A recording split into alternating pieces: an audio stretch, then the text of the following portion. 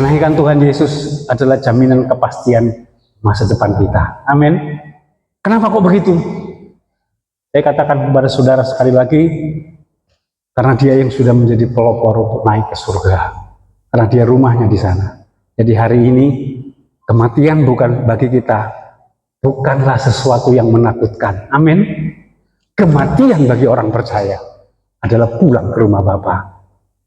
Sesuatu yang indah, saudara.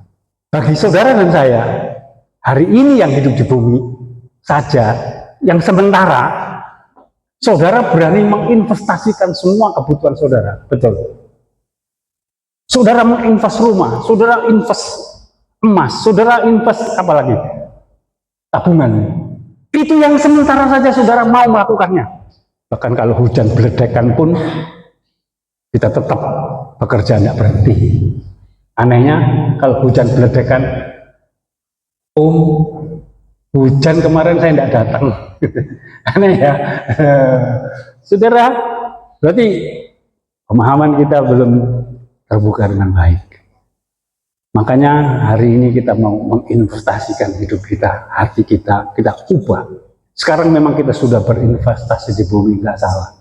Sekarang kita juga mau menginvestasikan hidup kita di dalam pelayanan, di dalam hal-hal yang rohani, di dalam kesetiaan kita, di dalam segala sesuatunya. Investasi saudara tidak akan lenyap. Amin. Investasi kita di dunia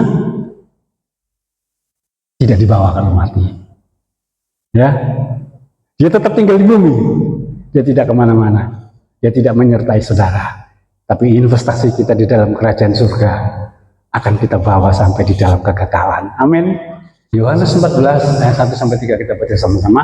2, 3. Janganlah gelisah hatimu. Percayalah kepada Allah. Percayalah juga kepadaku. Di rumah Bapakku banyak tempat tinggal. Jika tidak demikian, tentu aku mengatakannya kepadamu. Sebab aku pergi ke situ untuk menyediakan tempat tinggal bagimu.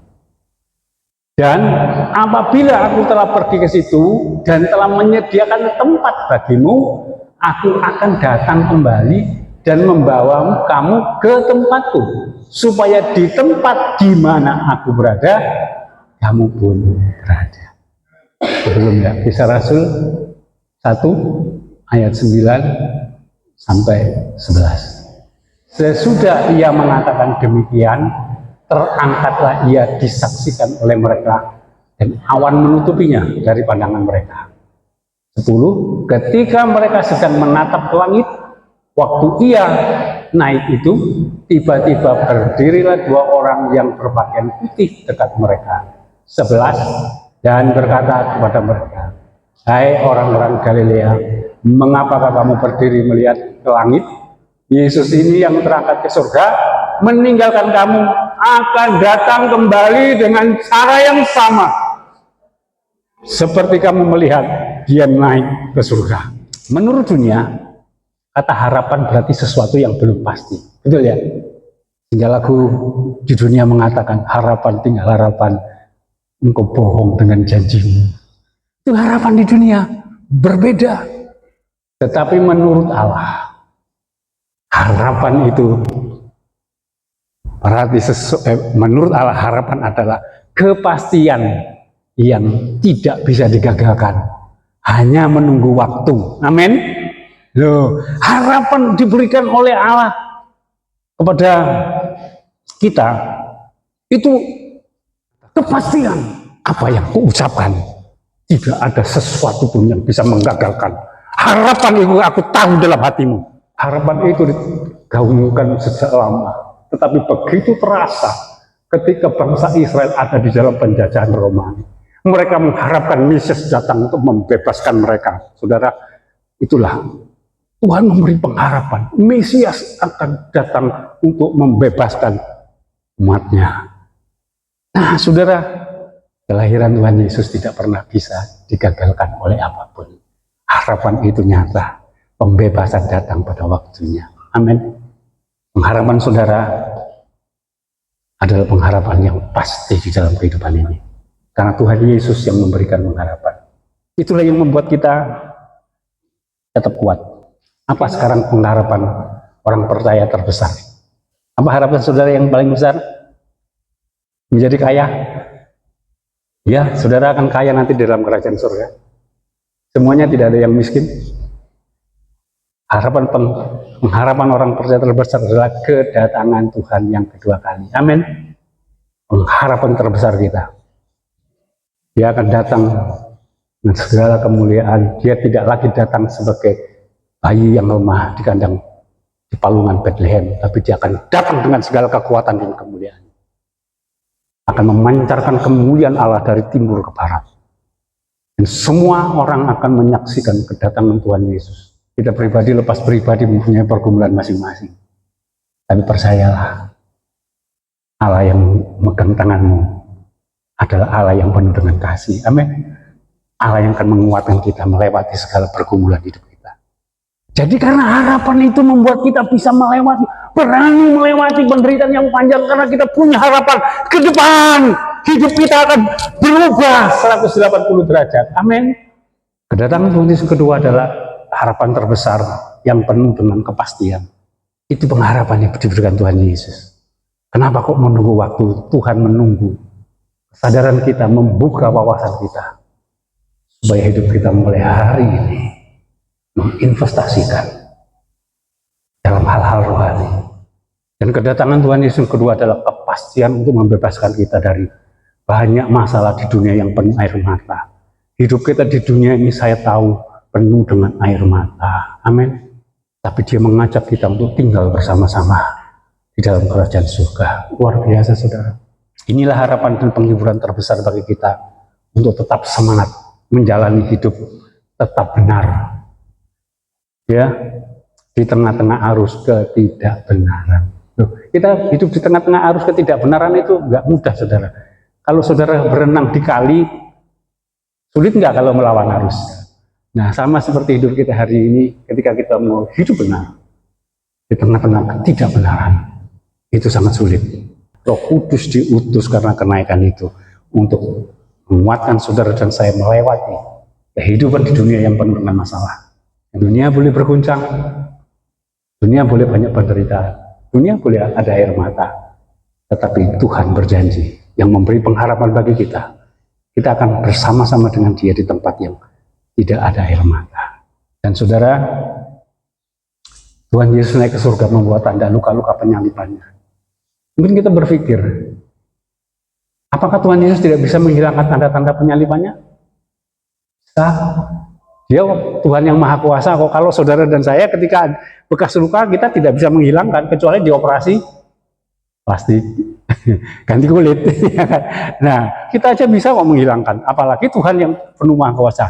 Bisa, tapi Dia tidak mau, karena kehadiran fisik Tuhan Yesus naik surga adalah jaminan hukum bahwa tiket masuk kita ke surga sudah dibayar lunas dan Dia mendaftarkan nama kita ada di dalam kitab kehidupan.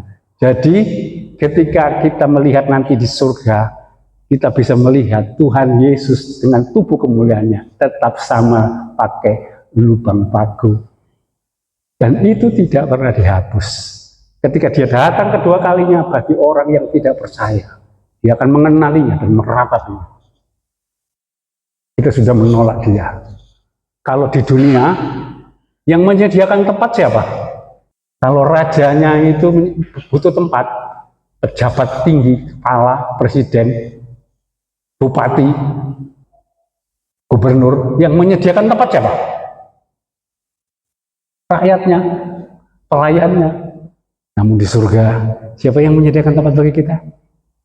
Sang Raja di atas segala raja menyediakan tempat bagi saudara dan saya. Ini menunjukkan betapa berharganya posisi orang percaya di mata Tuhan. Saudara sadar bahwa saudara sangat berharga.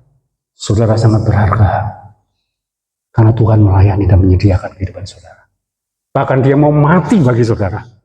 Allah menyediakan semuanya untuk menyelamatkan saudara dan saya.